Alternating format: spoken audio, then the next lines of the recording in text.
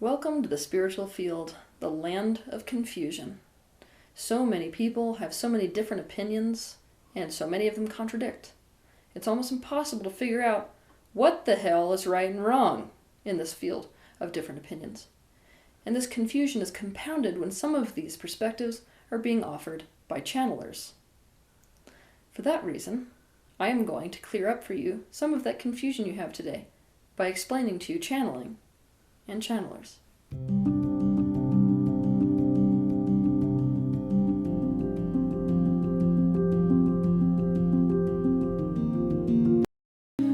Everything in this universe is made of consciousness. Everything in existence. What that means is interesting. It means that everything can technically be channeled. What a method actor knows that most people don't know is that they are not limited by their individual perspective. Now, the only thing that prevents us from accessing other consciousnesses is our identification with our own. What a method actor knows is that they can actually take on the consciousness of someone or something entirely different by letting go of their own consciousness and perspective first. They can get into character so deep that they don't even relate to themselves anymore. Often a method actor dies either during or after their most dark and tragic role for this very reason. When this is happening, a person isn't pretending. In pretending, you're using your mind to imagine what it might be to be something else. When we're pretending, we are experiencing something else through the filter of our own consciousness. What a method actor is doing is removing this filter entirely. He or she is consciously choosing to become possessed. It is a form of willing possession. What they are doing is allowing their body to be taken over by another stream of consciousness, in the same way that a radio allows itself to be taken over by a specific channel being played at a specific frequency. A method actor is good at doing this. Why? Because often a method actor has a very poor grasp on their own individual identity. It may be a detriment to them in some ways, but when it comes to their career, it's a massive benefit. This is why they find this process so easy, though. But here's the thing. All people are actually capable of doing this. But most people are completely identified. That's why they can't do it. Intentional channeling is simply another word for intentional possession. I know that the concept of possession makes people really, really uncomfortable, and it's got such a connotation with somebody not even choosing, but it's just happening to them. But there really is no genuine difference between possession and channeling. Some people who we call channels, like method actors, are particularly adept at this process of disidentifying so as to make complete open space to allow their body to act like a radio that is receiving a channel being broadcast at a specific frequency. They're adept at allowing themselves to become possessed. Now, technically, like I said before, because everything in this universe is made of consciousness, technically anything in existence could be channeled. But when we talk about channels in the spiritual field, we're talking about a specific thing. Channels like Abraham Hicks, or Jane Roberts and Seth, or J.Z. Knight and Ramtha, or Lee Carroll and Cryon, for example. What we are referring to when we talk about channels in the spiritual field like this is that a person is channeling a specific entity or a specific group consciousness for the sake of human awakening. Now, obviously, if what they are channeling is a non-physical being or a non-physical group consciousness, then these consciousness streams exist at a higher dimensional plane. That means that technically they have a more objective perspective than we do in the physical time-space reality. For this reason, they have a very valuable perspective to share. This higher frequency perspective is why it can be so good to get their opinion, to get their perspective. It's also why it can feel so good just to listen to the frequency of what they are communicating. And on top of it being beneficial, there are also some things you need to understand about channels and channeling. Otherwise, you are going to slip into the world of confusion when listening to them. 1. A consciousness that is being channeled is limited by the consciousness of the person channeling it. Anytime a consciousness goes through a channel, it is being altered because it is being passed through a translation device. The best channelers in the world are simply those that can alter it the least. We call these clear channels. Think about it. No language actually exists beyond the dimensions where time and space exist. It would make no sense, would it? You have to perceive yourself to be separate from something to have to communicate through language. Not only that, we have issues with language on our own planet. What do you think the translation is like when you try to change, let's say, Swahili into English? Knowing that, what could be the issue with changing an extraterrestrial language into the English language, or something of the sort? One classic example that we saw of this is with the Bible. Now, the language that the Bible was originally written in made for a really crap translation when it went into English. Why? Because when people were talking about Jesus speaking of himself as the Son of God, what was not understood is that the meaning of son in that culture was extension, in the same way that a painter would consider a painting an extension of himself. So it's much more likely to translate as I am a creation or an extension of God than I am the direct Son of God, as we think in the English language as a singular progeny. In a universe with 12 distinct dimensions, language begins to fall apart at about the 5th dimension. And most beings who are being channeled exist from the 6th-dimensional consciousness and above. This means that even finding a language to convey that information that is being broadcast by these beings or entities is nothing more than a matching game. It is finding the word that most closely vibrates at a frequency of the concept.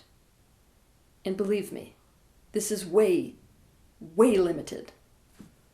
Also, if a channeler has a fixed way of thinking, a fixed set of beliefs, that will inhibit what this channeler is capable of processing and what they are capable of translating.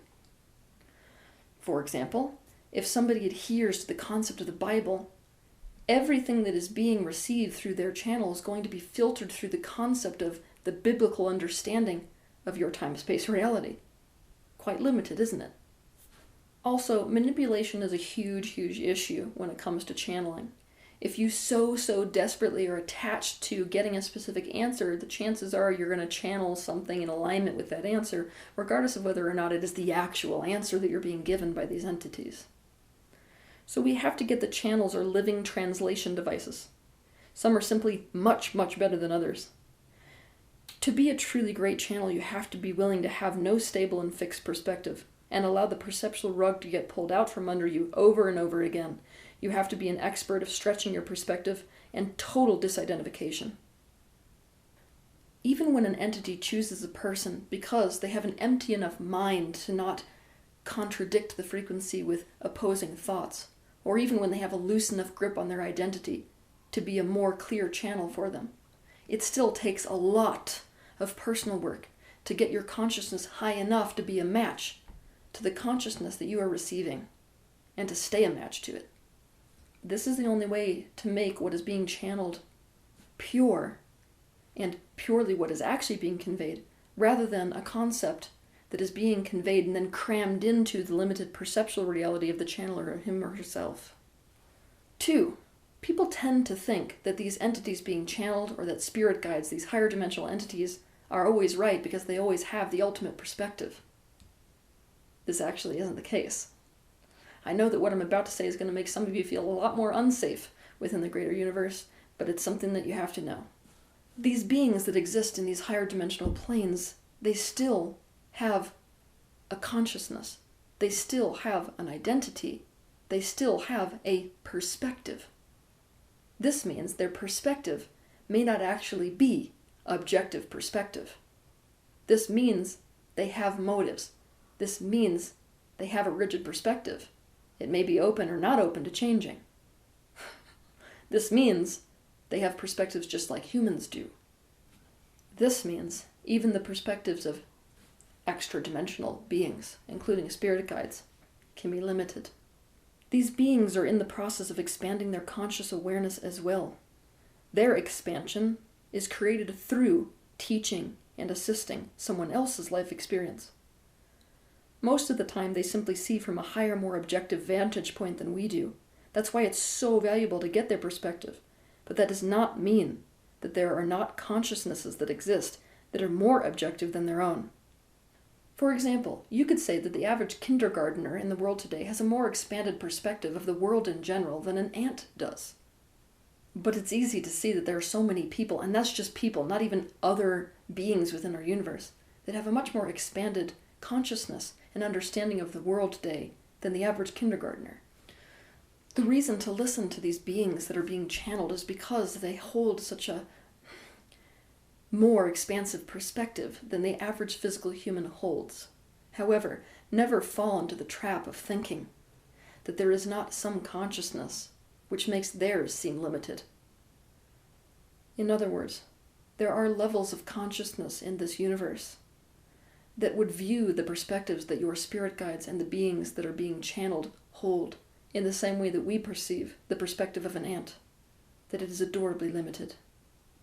3. Seeing as how so many of these entities come from 11th dimensional consciousness, you need to have a very firm grasp and understanding of 11th dimensional consciousness, and also see why it is such a huge issue when 11th dimensional consciousness is being conveyed to a physical human.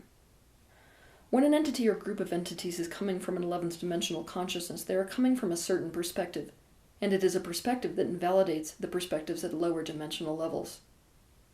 To 11th dimensional consciousness, there is no such thing as death. There is no such thing as time and space. Pain is a complete illusion. From 11th dimensional perspective, there is no point to integrate because the purpose of universal expansion through negative and positive is not only apparent, but has been specifically chosen by those who exist at that dimensional wavelength. In 11th dimensional consciousness, free will is an absolute of your existence.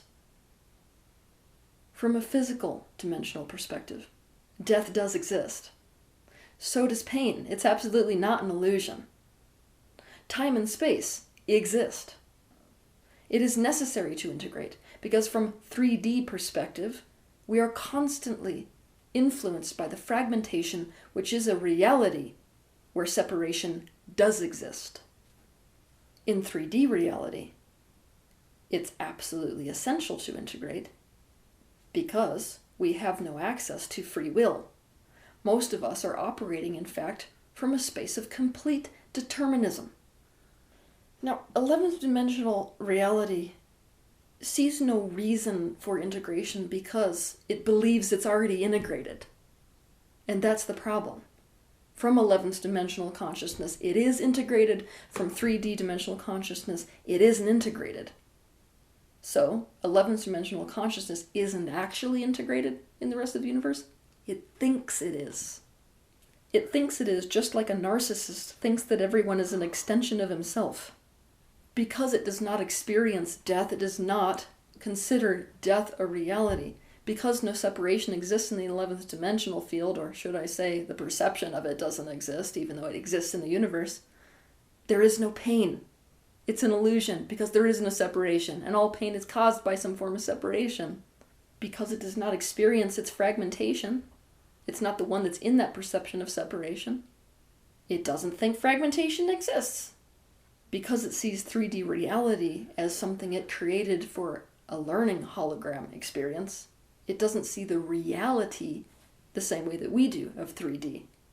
In the same way that we don't see a video game that we create as a reality. It will not recognize the difference between itself and lower dimensional perspective so as to actually find the uniting factor that creates the integration between dimensions. Now, if you cannot expand wide enough to integrate 11th dimensional perspective with 3rd dimensional perspective, you are in fact enhancing the separation inherent in this universe at large. You are unintentionally and unknowingly on the side of separation and therefore suffering, and you will therefore be selectively identified with your non-physical perspective to the detriment of your physical perspective. The teachers that teach from this perspective are some of the most dangerous people walking the planet today, but they don't think they are. The best way to imagine this is to think of yourself sitting on the couch and playing a virtual reality video game in which you have chosen an avatar for the game. If you come from an 11th dimensional perspective, you do not forget that you created the avatar, and you have not forgotten that you are technically sitting on a couch. You know you are not the avatar. You don't have a huge issue with this game because you know it's a game. But believe me, if you are quite literally stuck in the perspective of the avatar, having no memory of the aspect of you sitting on the couch, you better believe that it's an issue to you if your game is Grand Theft Auto and you get in a car accident. The failure of the consciousness belonging to beings who exist in the 11th dimensional frequency to genuinely own the reality of 3D perspective is what makes it so difficult for channels to be accurate guides through the process of life. They so often lead people into resistance to their own 3D selves. Also, even if an avatar within a video game wakes up to the fact that, wait a minute, this isn't all of who I am, I'm also the being sitting on the couch, that doesn't mean that they don't also experience death within that game. Even though reality is different in these different dimensions, it doesn't mean each reality is not equally real. This means whether 11th dimensional perspective would like to admit it or not, death is a reality. So is no death. Suffering is a reality. So is the idea that suffering is an illusion. To understand more about all of this, watch my video titled The Sad Truth About Most Gurus, and realize that most spirit guides are in essence gurus that are identified with the 11th dimensional perspective because that is where they exist. And they do not have physical bodies. Now, an entity that is typically being channeled from the 11th dimensional perspective will say, of course we have a body, because we are you. We are experiencing the physical and non-physical. But be honest, you in the physical, do you feel the separation? Then 11th dimensional failing is to not recognize that separation is a reality for those in the 3D experience. They have to be able to develop and consciousness, the capacity to hold space for the illusion of suffering and the fact that suffering has no illusion at all. They have to be able to hold space for completely contradictory truths and not just negate 3D reality with their 11th dimensional perspective. Also, I want you to watch my video titled, Why Are Spiritual Teachers So Contradictory?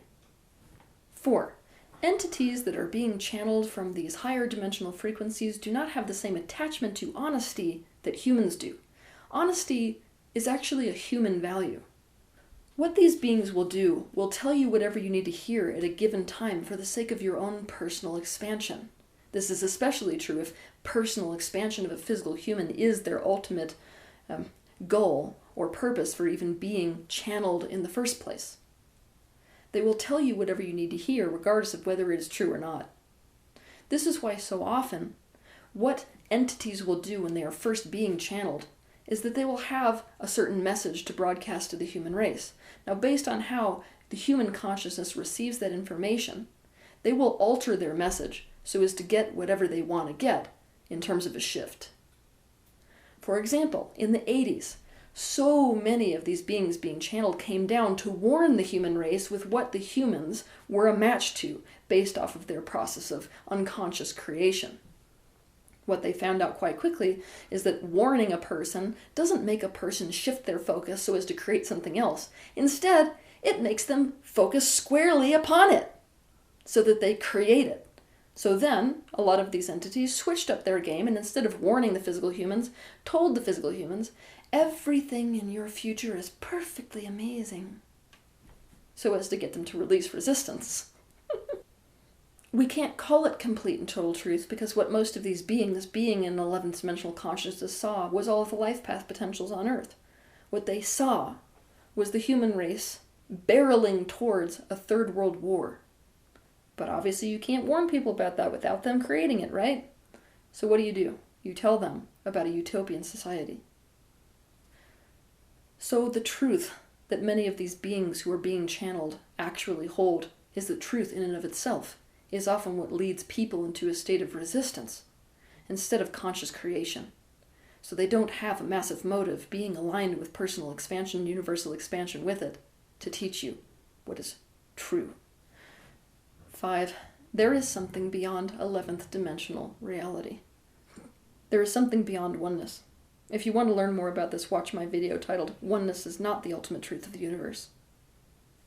Universal expansion is already something that this aspect of consciousness that exists beyond the 11th dimension has already evolved beyond. Therefore, the most objective consciousness in the universe so far has outgrown the idea of universal expansion through polarization, the contrast of positive, negative, wanted, and unwanted.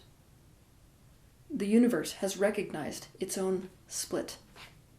By split, I mean polarities. It has already recognized that polarity in and of itself, though being the basis for expansion within this universe, is actually the cause of suffering within itself.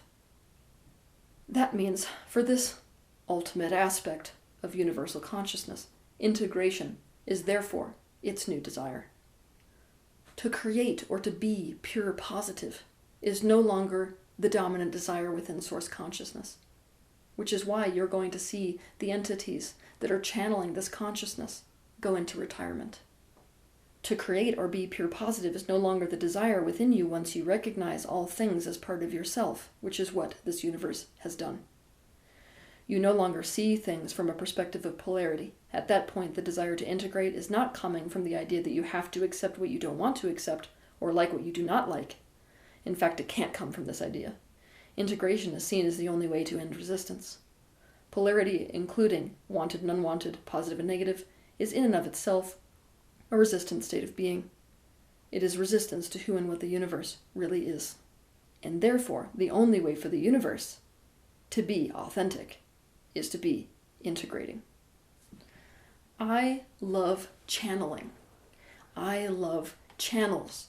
The perspective that they have can be so incredibly beneficial to break you out of these limited paradigms that so many of you have in the third dimensional perspectives. However, if you don't understand these things about channels and channeling, you can lead yourself far down the path of confusion and limited perspective. So, it's time to expand your mind. Have a good week.